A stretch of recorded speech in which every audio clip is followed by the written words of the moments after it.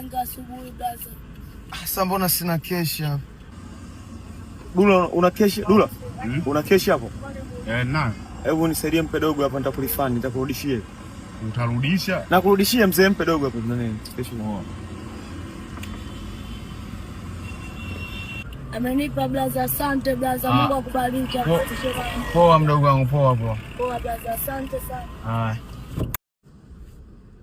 Paki hapo sasa utapitiliza. Wapi? Hapo. Nigea basi wewe kwanza niwagie mafundi hapa chapo afu nakuja tuendelee. Simama basi. Nakutumia labda kwenye simu hapa. Ilikuwa shilingi ngapi? Si milioni. Jamani. Uamini tena? Shilingi ngapi umesema? Si milioni umesema. Wewe ni mwehu, ni hebu kwa serious wewe Dula. Milioni? Wewe unadai hela gani? Sio unadai hela ule dogo tu hapa hivi. Umesemaje? Si umeniuliza nina keshi nikakwambiaje? Si ngombe umpe mimi nilikuwa sina keshi. Jamani, si ndo mimi nilikuwa nayo keshi. Ndio mpe milioni. Hebu acha ujinga. Hebu kwa serious basi na wewe naye. Milioni nampa mtu. Yaani kwamba kuosha kioo ni bei kuliko kioo chenyewe. Kaka mimi sijajua hata kama issue ni nini. Mimi umeniuliza una keshi hapo. Nikasema ninayo, ukasema mpe dogo nitakurudishia. Kosa liko wapi? Milioni. Sasa ninakudanganya, hivi mimi nakudanganya ili iweje? Hebu acha ujinga basi Dula. Wewe milioni wewe ungekuonga itoe milioni. Jamani. Hasa kama kuosha kioo ni milioni.